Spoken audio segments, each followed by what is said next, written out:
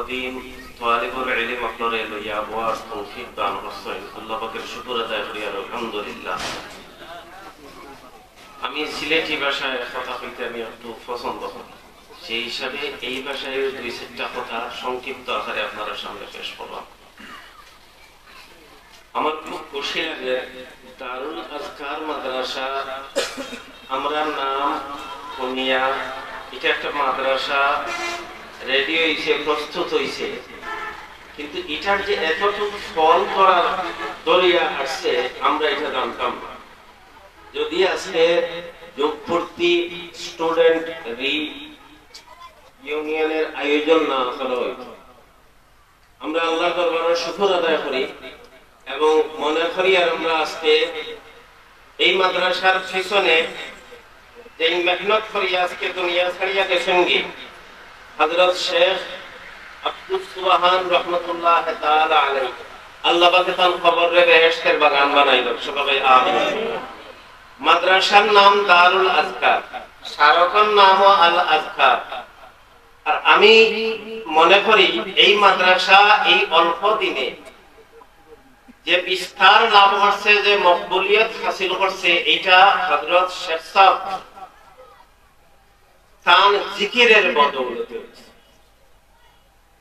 হযরত আমরার মহিদপুর মসজিদের ইমাম আসলাম, তখন আমি একেবারে ছোট আসলাম। তার জীবনের অনেক কারগুজারি তার নিজের মুখ থেকে আমি শুনতাম পারছি। একবার সাহেবাগ মাদ্রাসার তখন আঙ্গরের নাজিম সাহেব, বর্তমান আইন আসলা সাহেবাগ মাদ্রাসার নাজিম সাহেব, হঠাৎ আমি চিনি না, খেয়াল নাই, তাই আমার সিনিয়র হইলাম আমরা শেখ আব্দুস সুবহান সাহেব। তো বইয়া অনেক আলাপ আলোচনার মাধ্যমে আমি বুঝলাম এটা যে এই বান্দার খাস তাআল্লুক আছে আল্লাহর সাথে।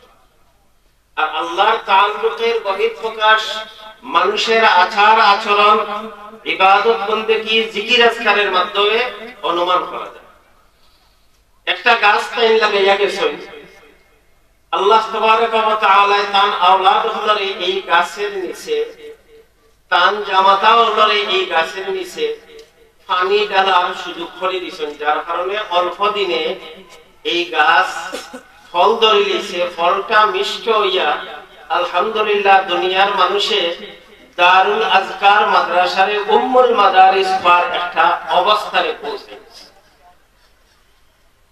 উম্মুল মাদারিস এখান থেকে যারা পড়ছে তারা বিভিন্ন জায়গাতে এখন পড়াইরা।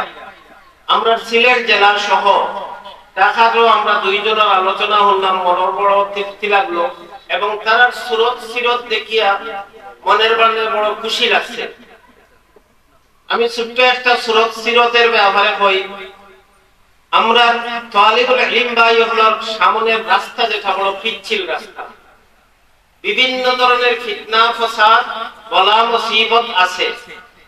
এই সমস্ত পিচ্ছিল রাস্তা থেকে যদি আমি আমারে বাঁচাইতাম চাই, আমি আমার জাতিরে বাঁচাইতাম চাই, তাইলে আমি আমার আকাবির ও আসহাবের আদর্শরে মজবুত ভাবে যদি ধরতাম পারি, তারার সাদিকি যেটা জালালাবাদী হুজুরে হইলা, তারার সাদিকিটা আমার মাঝে রাখতাম পারি, তারার লেবাস, তারার সুরত, তারার সিরত, তারার আমাল আখলাক, এই সমস্ত জিনিসকে মজবুত করে ধরে রাখতাম পারি, আমি সঠিক উত্তরসূরি হইব।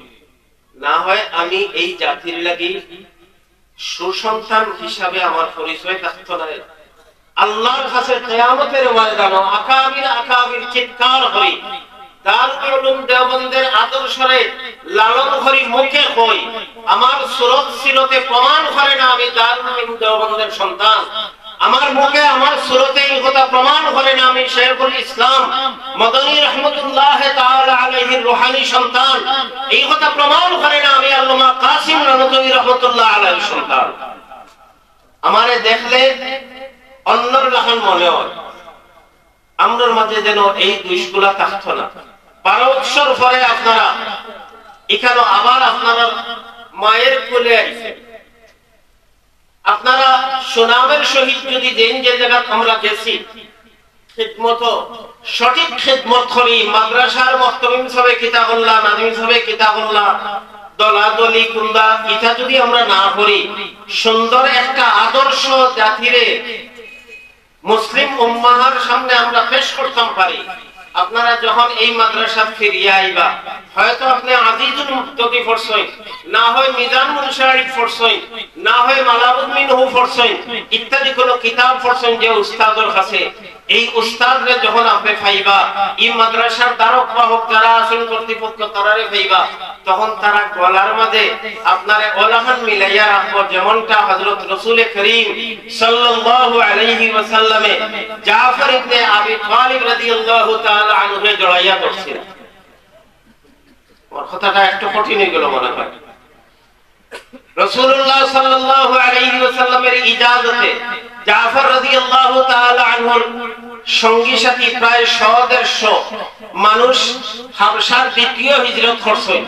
আর হিজরত শেষ করিয়া যখন নাজাশী বাদশার সামনে দ্বীনে হকের দাওয়াত বলিষ্ঠ কণ্ঠে সত্যিকার অর্থে হযরতে ঈসা আলাইহিস সালাতু ওয়াস সালামের পরিচয় ধরিয়া রাখছেন, কোরআনে কারীমের সহিহ শুদ্ধ তেলাওয়াত করছেন, আল্লাহর রাসূল সাল্লাল্লাহু আলাইহি ওয়াসাল্লামের আনিত ধর্ম যেটা, এই ধর্মের বাস্তব প্রুফ এই বাদশার সামনে পেশ করছেন। বাদশা তখন নিমরাজি হয়ে গেছে। আর যাওয়ার সময় ঈমান আনয়নের যে বাক্যগুলা এটা উচ্চারণ করিয়া আল্লাহর রাসূল সাল্লাল্লাহু আলাইহি ওয়াসাল্লামের কাছে সালাম প্রেরণ করেছে। যখন আল্লাহর রাসূল সাল্লাল্লাহু আলাইহি ওয়াসাল্লাম মক্কা ছাড়িয়া মদিনা মুনাওয়ারা হিজরত করে গেছেন, জাফর রাদিয়াল্লাহু তাআলা আনহু তার সঙ্গী সাথী হলরে লিয়া হাবশা থেকে মদিনা মুনাওয়ারার উদ্দেশ্যে রওনা দিয়া আল্লাহর রাসূল সাল্লাল্লাহু আলাইহি ওয়াসাল্লামের সাথে সাক্ষাৎ করই। আল্লাহর রাসূল বুয়াত আসলা আল্লামা ইদ্রিস কান্দলবী আলাইহির রাহমাত সিরাতুল মুস্তাফার মধ্যে লেখেন, আল্লাহর রাসূল বুয়াত থেকে উঠিয়া জাফর রাদিয়াল্লাহু তাআলা আনহু রে ওলাহান আনজাহরি জড়াইয়া দর্শন গলায় গলায়, আর হন জাফর তুমি আওয়ায় আমি বেশি খুশি হইলাম না ফতহে খায়বরের লাগি আমি খুশি হইলাম, আমার কাছে রাখের তো তুমি আওয়ায় আমি বেশি খুশি হইছি। এর অর্থ তোমারে আমি যে মিশন দিয়া যে হিজরত করেছিলাম হাবশার দিকে, তুমি সত্যিকার অর্থের আমার দিনরে পৌঁছাইতে পারছো বিদায় এখানের বাদশা সহ আজকে সালাম সহ তুমি ফিরত আইছো, আমি আজকে বড় খুশি। আপনার কাছে আমার আবদার, আল্লাহ পাক রব্বুল ইজ্জতে আপনারে আমরা আকাবির ও আসলাফ হল রাখিয়া দেওয়া আমানত, আদর্শ, মাদারিস, মাসাজিদ, আখলাক, আজকার সমস্ত তারে যেন রাসূল করিম সাল্লাল্লাহু আলাইহি ওয়াসাল্লামের সুন্নতের দিকে লক্ষ্য রাখিয়া যদি আমরা অগ্রসর হই, দুনিয়ার জিন্দেগিতে যদি আমার নসিব হয় স্বপ্ন যুগে আল্লাহর রাসূলরে হইল না হয় অন্ততপক্ষে কিয়ামতের ময়দানে রাসূল করিম সাল্লাল্লাহু আলাইহি ওয়াসাল্লামের সেই মুলাকাতের মাধ্যমে আমরা ধন্য হইব। আল্লাহ তাবারক ওয়া তাআলা আজকের এই মাহফিলটা কবুল আর মঞ্জুর করো, দ্বীন ও দুনিয়ার তারাক্কি ইনায়াত করো, আমরা সমস্তরে হেদায়েতে তাম্মা ইনায়াত করো। ওয়া আখিরু দাওয়ানা আলহামদুলিল্লাহ।